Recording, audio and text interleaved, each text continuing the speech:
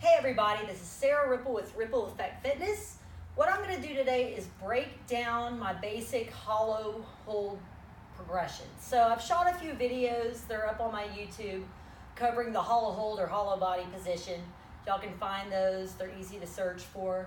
I've done a few where I've kind of talked about it a little bit, but I wanted to kind of expand a little bit more on that. So what I'll be doing with this, I recently made a blog post about the hollow hold progression. I'm going to expand on it and include a few more tweaks, which I'm going to talk about today. So I'm shooting this both for Fit Pros as well as for any of y'all out there that are just exercise enthusiasts wanting to understand exercises a little bit more. So essentially a hollow hold is what I consider to be a core exercise. For most of y'all, you might consider it to be that as well. But in addition, I find that it's just a very good teaching tool. So I dig them for both my clients as well as myself because I like the fact that it teaches you how to neutralize the pelvis. Okay, so with that, what we're going to be talking about is that it teaches you to counter what we call anterior pelvic tilt, or APT for short. Okay, so essentially that just means that we want the pelvis to not be tipping forward and spilling. So if you pretend, the analogy I like is that you've got like a bowl of milk, or let's say it's a margarita, okay? You want that to be level so it's not spilling out any of your margarita. The glass should be level, right? So if we got your pelvis, if we're in an anterior pelvic tilt, essentially what we're doing is we're dumping that margarita forward, which that would be bad, party foul. Neutral would be where it's level, right? And then of course a posterior tilt would be spilling backwards. Very rarely do I ever see people that have a posterior pelvic tilt. I can count on one hand the people that I recall in the past 25 years of me training people. Most people are going to present with an anterior tilt or be more neutral. Everyone's got varying degrees. What I suggest for anyone out there is, of course, understanding what's going on with your body and know how to neutralize it. So just as an example, for a client last week, we were working on deadlifting. She's the 13-year-old that drew the twerk pictures. But for her on deadlifts, all I have to do is, she's a very visual learner. We don't usually use verbal cueing, but I just tell her to crunch down, and that gets her neutral because she tends to want to flare up and open the rib cage this way and then dump the pelvis forward, so anteriorly. So if I tell her to crunch, she kind of neutralizes all of that and brings the pelvis more neutral, brings the ribs down. So my whole point of all that was that essentially, like, if you kind of understand what you need to think about or do in order to achieve a more neutral position, that works for you, okay? Everyone's different. So often I'll kind of throw out real life examples based on my own understanding and learning, and then as well as what I've used with clients that may or may not work for you. But again, it's helpful to try to test things out and just see what happens. Okay, so with all that being said, the third reason why I love hollow hold exercises is they burn and they make people shake. So everyone likes feeling what they're working. Okay, I find that with this body position, it doesn't take a lot of work to kind of get fatigued, so that's a good thing. My basic progression, essentially, like I've listed 4 things, but there's all kinds of other ways we can do this, but 4 basic positions that I put people in. We've got a tuck hold, which is essentially, I got my little stick figures, but tuck hold, we're going here, okay? Tuck and extended is one I tend to like to work the most with people. We are gonna extend one leg, keep the other leg tucked. This whole time you're thinking about pushing your low back into the floor. So we're not arching the low back off the floor and dumping the pelvis forward. I like the tuck extended because it kind of, this asymmetrical position puts people, it helps people succeed, I find, easier. If we go to an extended hold, this tends to be pretty challenging for a lot of people, and then we can bring the arms overhead in that extended position. So the neat thing about this guy is that essentially, like, if you take that extended position with arms overhead and flip it on its belly, that's an arch hold or a Superman or whatever you want to call it. So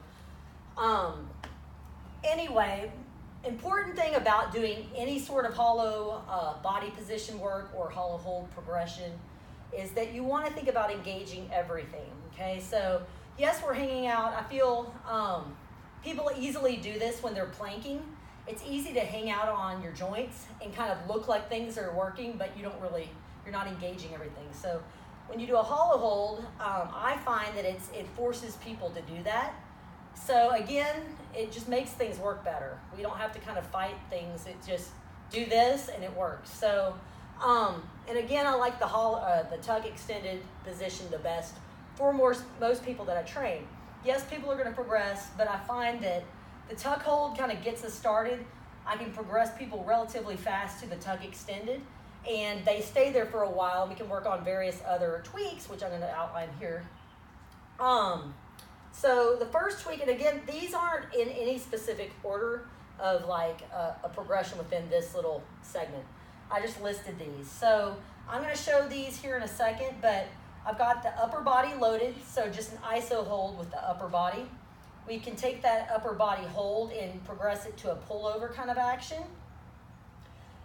We can also go from the tuck hold and tuck extended hold to the extended hold. And instead of doing just an extended hold, we can go in a straddle position with the legs. So I'll show that. You can go arms overhead with that one as well. That one I feel really gets you to squeeze your butt, so that may or may not be beneficial for some people. We can do flutter kicks when we're in the extended hold, either with the arms by the sides or overhead. And then last but not least, I put lower body loaded. So let me grab a dumbbell real fast so I can make sure that I have it to show that.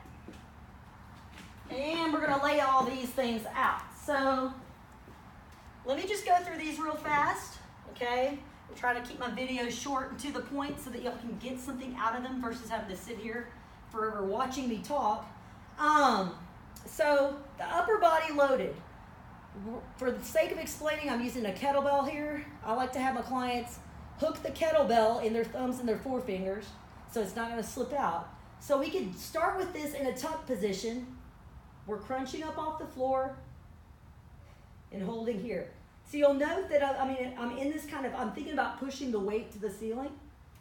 We can go to the tuck extended position to go here. I'm shaking. Okay, switch it halfway or however you want to do that. But that's essentially the upper body loaded setup. So I'm going to use this kettlebell to show the pullover. So again, we can go back to the tuck position. You want to stay in this kind of reach position. We're going to reach the arms overhead and perform a pullover. Making sure to keep the range of motion in check. Really paying attention to that. Again, the whole point of all of these is to make sure that you're keeping the low back kind of pushed into the floor. So the cool thing that I like about the hollow body position is it's obviously done on the floor. If you take someone in that position and put them in standing, we're obviously not going to want to do exercises in this position, okay? It doesn't translate into a standing posture, but I do again like the fact that it teaches you to neutralize the pelvis, which that translates to other exercises. So moving down this last list of tweaks, if we're doing a straddle position, essentially, instead of being, I'll turn this way, hollow body here and extended, we're going to bring the legs out to a straddle and just hold this position here. You can go arms overhead here, okay? So that's the straddle. Flutter kicks, you're gonna go to just the basic extended position and flutter your legs, okay? We can again go here, however you wanna jazz it up. And then last but not least, for lower body loaded, you could use either ankle weights or a light sandbell or sandbag, or hold a dumbbell between your feet, which for me, this one's really, really challenging. I don't personally do these, not yet at least. It really makes me, I have a hard time not wanting to arch up off the floor. So you can obviously tell that that was a doozy, okay? So in a nutshell, that's my hollow hold progression with some added variations. And we're gonna just leave it there. So we'll catch y'all later.